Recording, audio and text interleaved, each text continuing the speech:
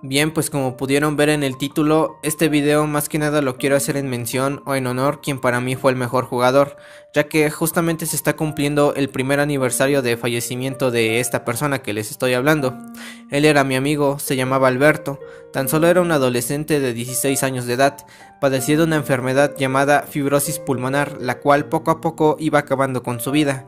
Es más, si me lo permiten, me gustaría contarles un poco la historia de este chico, de cómo lo conocí, de cómo era un gran fan y jugador de este juego llamado Free Fire, así que yo realmente espero que se queden a escuchar esta historia, la cual de hecho, créanme, fue un tema que hace un año sonó bastante por un corto tiempo en lo que es la comunidad de Free Fire, pues varios grupos se solidarizaron con el fallecimiento. Por aquí les estaré dejando una prueba de ello y más adelante les estaré hablando sobre esto. Pero bueno, nosotros nos conocimos hace aproximadamente 8 años. Él tenía alrededor de 9 años de edad y yo pues 10 años, porque yo era un año mayor que él. Y recuerdo que en ese entonces mi abuelo tenía un negocio de café internet, que era un lugar donde varias personas llegaban y ocupaban una computadora. Yo en ese tiempo junto con mi primo ayudábamos a mi abuelo en su negocio, atendiendo a los clientes, y fue ahí donde conocí a Alberto. Recuerdo que él solía ir mucho al café internet de mi abuelo, a hacer sus trabajos de la escuela. Iba 3 o 4 veces a la semana, y como les dije, yo a veces ayudaba a la gente que entraba al negocio. Entonces llegó el momento en el que ayudé a Beto, y fue ahí donde comenzamos a hablarnos, me empezó a caer bastante bien, y finalmente terminamos siendo amigos junto con mi primo. Él vivía demasiado cerca de mi casa, así que muchas veces íbamos mi primo y yo a la casa de Alberto. Nos poníamos a jugar fútbol o nos poníamos a jugar en una máquina de videojuegos que tenían los padres de Alberto en su negocio. Incluso recuerdo que algunas veces mi primo y yo nos quedábamos hasta noche en casa de Beto jugando, que inclusive nuestras madres nos regañaban porque ya era demasiado tarde. Lo bueno de todo es que vivíamos cerca, así que no había tanto problema.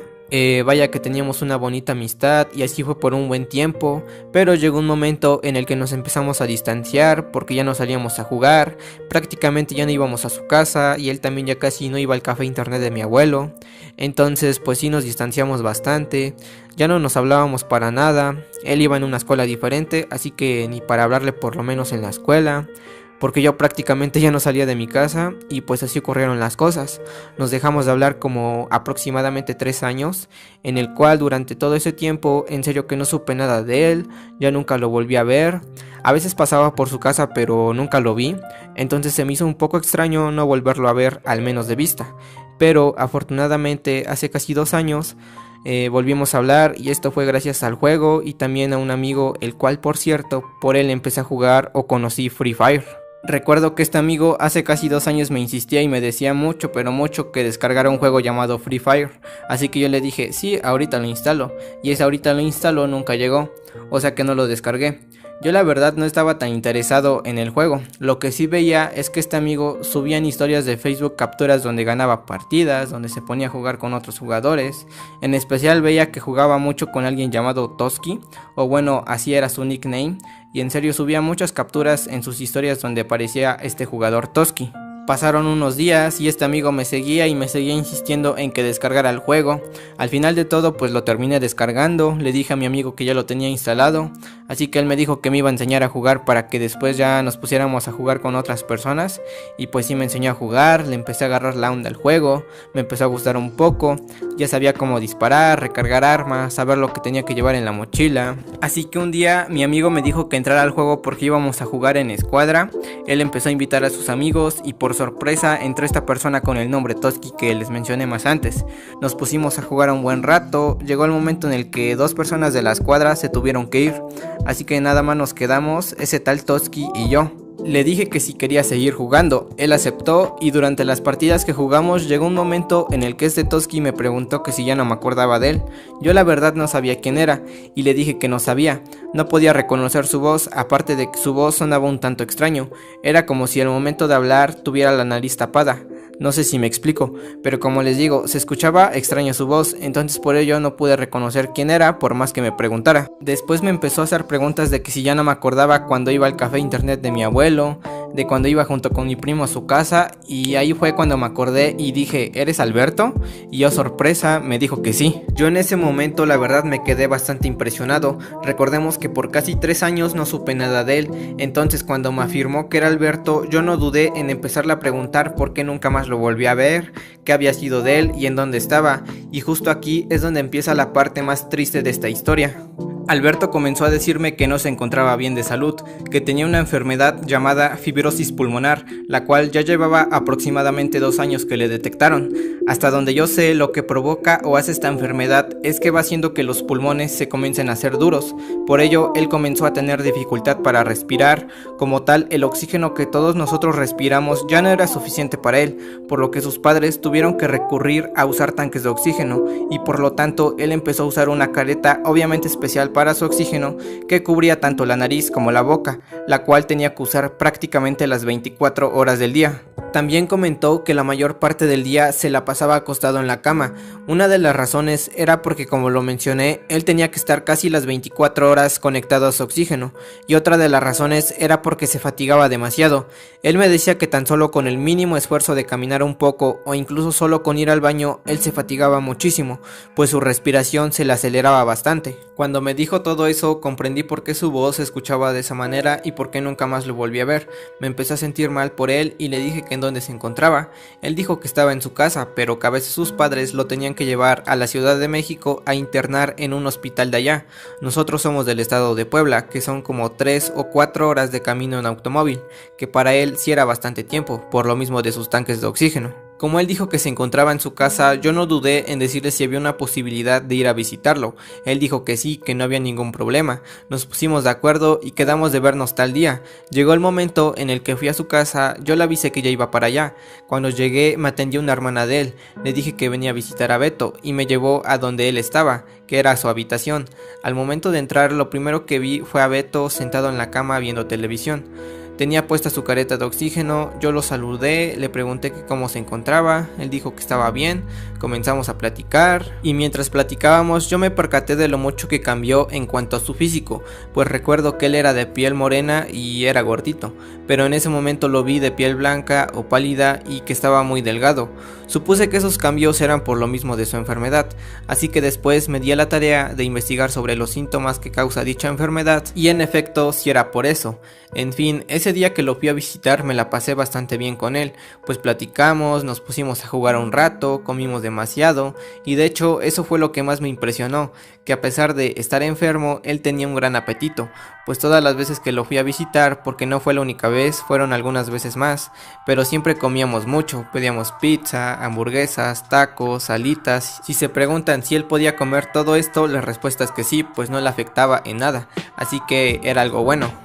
Pasaron meses en los cuales jugamos bastante, lo iba a visitar como lo acabo de mencionar, comenzamos a ser nuevamente buenos amigos, él jugaba demasiado bien, era muy estratégico, pues todos los días él jugaba. Mientras yo estaba en la escuela y tenía horas libres, mis compañeros y yo nos poníamos a jugar, hacíamos salas, entonces yo siempre le decía a Beto que entrara a jugar con nosotros, y ahí fue cuando mis compañeros de la escuela, que también son mis amigos, conocieron a Beto, les empezó a caer bastante bien y siempre lo invitábamos a jugar. Durante las noches, ya en nuestras casas obviamente, siempre hacíamos una escuadra, nos poníamos a jugar, a subir puntos, esto era todos los días, pero Beto siempre jugaba con nosotros, y de hecho Free Fire era su juego favorito. Fue uno de sus pocos acompañantes que tenía todos los días para entretenerse y divertirse mientras él estaba en cama, quien también fue uno de sus mayores acompañantes, aparte de su mamá, su papá y sus hermanas, y de quien me platicaba mucho era de uno de sus primos, que casi todos los días de la semana estaba en la casa de Alberto haciéndole compañía.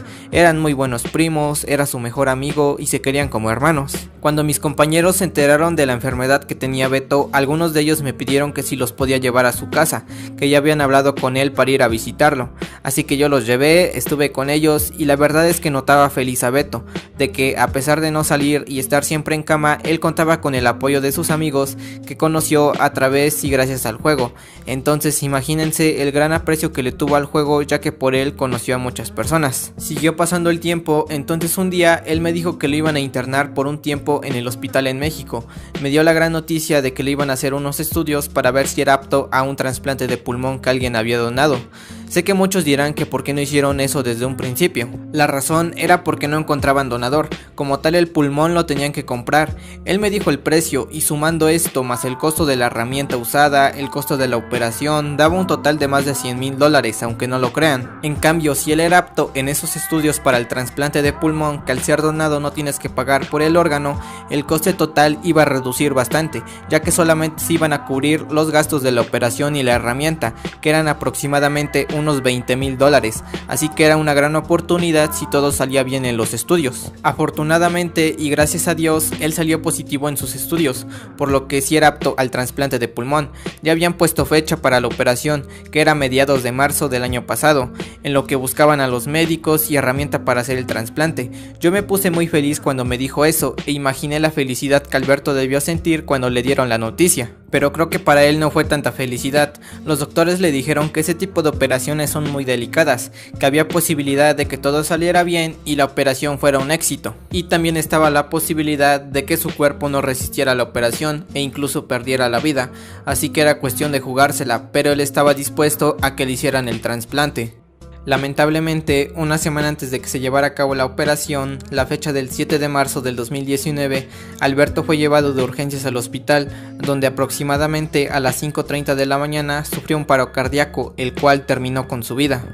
Yo recuerdo que venía regresando de la escuela ese día, aún no estaba enterado de la noticia, cuando de repente mi madre me preguntó que si sabía algo de mi amigo Alberto. Yo le pregunté por qué. Ella contestó que hace unas horas pasó por donde él vive y vio que habían puesto un moño color blanco en la entrada de su casa, que había gente y unos momentos después se escuchó una ambulancia en la calle donde él vive. Inmediatamente tomé el celular y le mandé un mensaje a Beto, pero no le llegaba. Entonces le mandé un mensaje a su primo de que si le había pasado algo, y él finalmente me afirmó que había fallecido.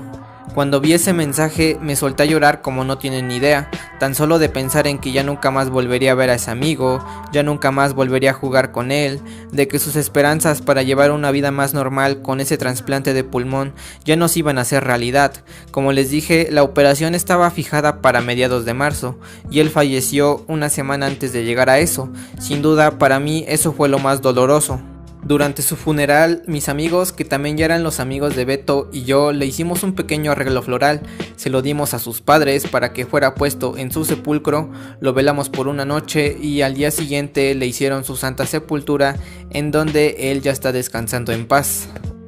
Como les mencioné al principio del video, el fallecimiento de Alberto fue algo que se habló desde hace un año en la comunidad de Free Fire, y esto fue porque un amigo dio la noticia de su muerte en un grupo bastante grande que se llama Free Fire Latinoamérica. Puso algunas capturas, empezó a tener bastantes reacciones y de ahí varios otros grupos hicieron homenaje en honor a él en salas personalizadas. De hecho, aquí están algunas pruebas de ello.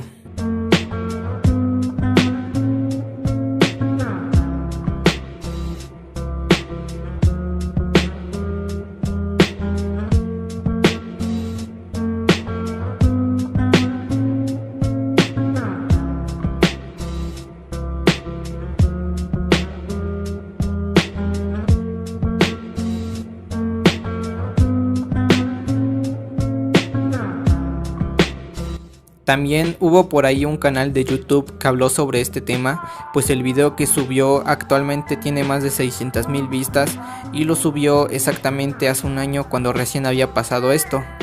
En fin, me gustaría darle las gracias a todas las personas que hicieron algo en honor al fallecimiento de mi amigo Alberto. Gracias a quienes llegaron a esta parte del video, se los agradezco demasiado y sé que él también se los está agradeciendo esté donde esté por haber escuchado su historia. Así que eso sería todo y muchas gracias.